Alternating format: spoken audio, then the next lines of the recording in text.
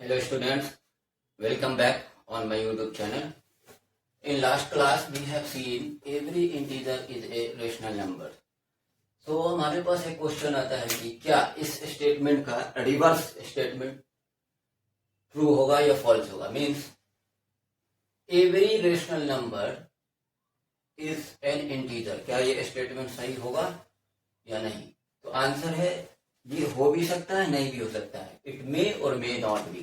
तो आप रिमार्क करके लिख लें एक पॉइंट इसमें.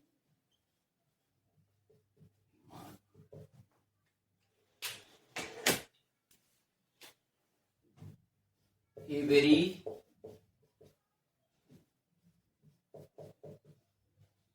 रेशनल नंबर मे और मे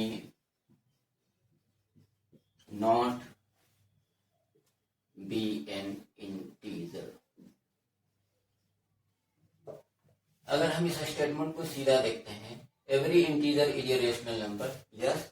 बट अगर हम इसे कन्वर्सली देखते हैं कि एवरी रेशनल नंबर क्या इंटीजर होगा या नहीं, तो ये हो भी सकता है या नहीं भी हो सकता है.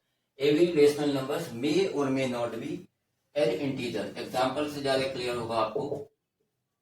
If we take 2 is a rational number. मैंने इसे एक्सप्लेन किया है पहले के प्रीवियस के क्लासेस में, तो आप वहां से सारे लेक्चर्स को देख लें, फिर आपको यहाँ इजीली समझ में आएगा. मैं डिस्क्रिप्शन में लिंक लगा दूंगा, वहां से आप उसे देख लेंगे. तो 2 is a rational number because we can write 2 in the form of 2/1. तो 2 हमारा रेशनल नंबर होता है, ठीक है. और 2 इंटीजर भी है. हम सभी जानते हैं 2 इंटीजर भी है और 2 रेशनल नंबर्स भी हो गया. तो 2 जो है rational numbers as well as an integer, as well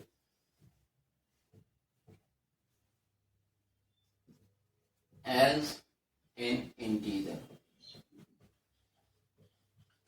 but अगर हम यहाँ पे 2/3 ले लेते हैं तो ये रेशनल नंबर तो है बट इंटीजर नहीं है.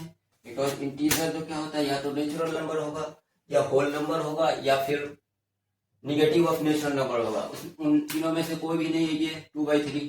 तो ये रेशनल नंबर तो है बट ये इंटीजर नहीं होगा. रेशनल नंबर है, रेशनल नंबर है बट नॉट एन इंटीजर. तो हमने एग्जाम्पल से देख लिया कि एक रेशनल नंबर जो है वो इंटीजर हो भी सकता है या नहीं भी हो सकता है, बट इंटीजर जो है ऑलवेज रेशनल नंबर होगा, ठीक है. अब हमारे पास स्टूडेंट एक कंसेप्ट है जो कि काफी इंपॉर्टेंट है. आगे जो हम टॉपिक करेंगे उसमें काफी हेल्पफुल होगा. उस कंसेप्ट को एक बार हम देख लेते हैं.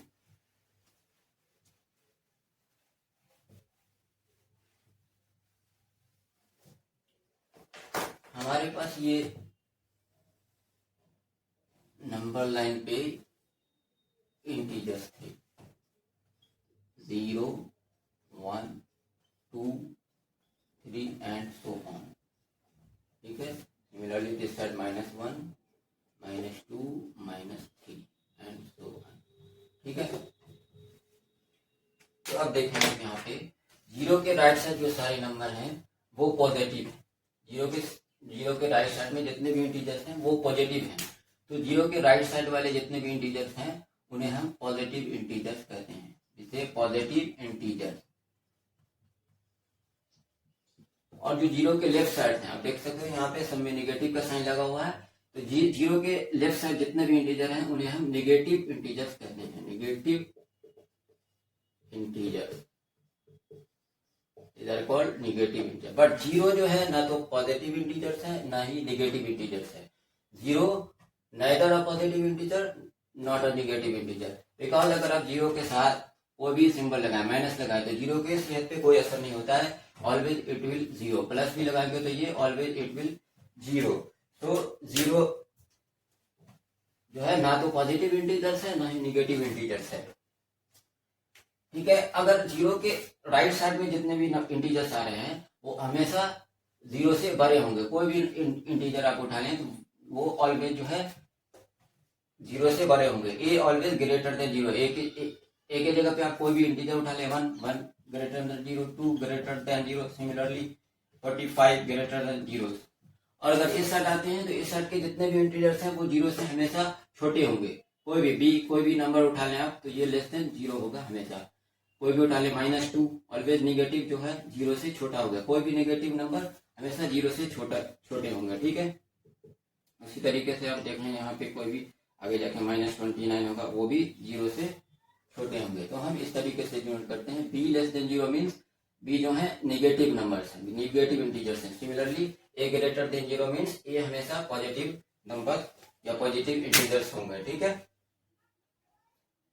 और जीरो जो है ना ही पॉजिटिव इंटीजर्स है ना ही नेगेटिव इंटीजर्स है, बट इंटीजर्स है। जीरो इन दोनों कैटेगरी में नहीं आते, बट इंटीजर्स के कैटेगरी में आते हैं। ये हमने लास्ट क्लास में देखा है, ठीक है। अब हमारे पास क्वेश्चन आता है, are we have a question now, are all fractions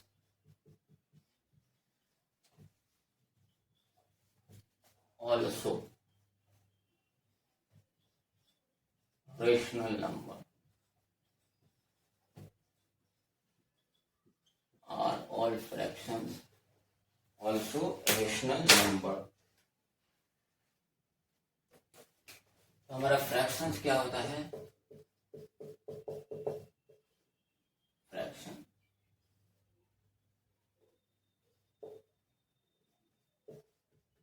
this is a number of the form a by b where a b are natural numbers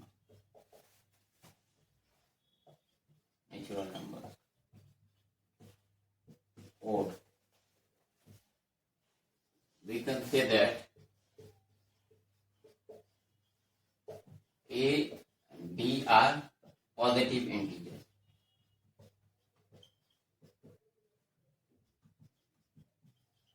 अब देखें यहाँ पे फ्रैक्शंस का जो डेफिनेशन है, ये ए बाई बी के फॉर्म का नंबर होता है जहाँ पे A and B are natural numbers होते हैं।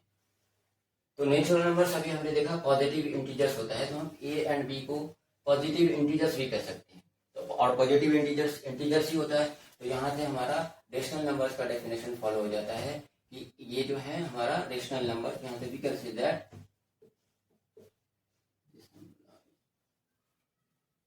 दिस मीन्स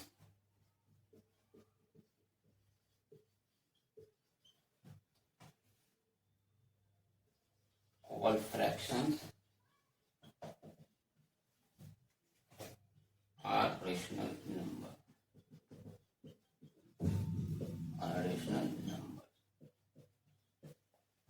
ठीक है। यहाँ पे हमारा फ्रैक्शन क्या होता है, ए बाई बी के फॉर्म का नंबर होता है, जहाँ पे ए और बी नेचुरल नंबर्स है। और नेचुरल नंबर को हम पॉजिटिव इंटीजर्स कह सकते हैं। तो देयरफॉर हम यहाँ से कह सकते हैं कि all fractions are rational numbers, ठीक है। आप एग्जांपल देख लो, फ्रैक्शन कोई उठा लो 1/2, ठीक है। ये रेशनल नंबर्स होगा बिकॉज ये पी बाई क्यू के फॉर्म में है। P is equal to 1 and Q is equal to 2 and Q not equal to 0। तो यहाँ पे ये रेशनल नंबर्स हो गया हमारा रेशनल नंबर। बट क्या इसका कन्वर्स स्टेटमेंट ट्रू होगा क्या? एवरी रेशनल नंबर जो है फ्रैक्शंस होगा? आप रिमार्क्स में लिख लें, it may or may not be every rational number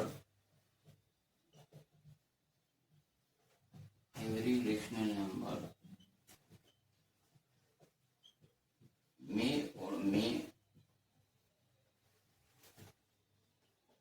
not be of fraction।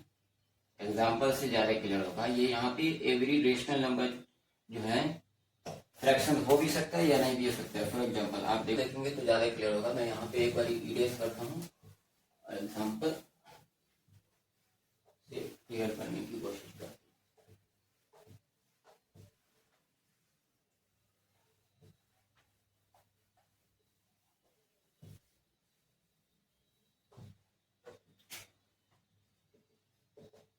Example ले लें 1/2, ये हमारा फ्रैक्शन भी है और रेशनल नंबर भी है।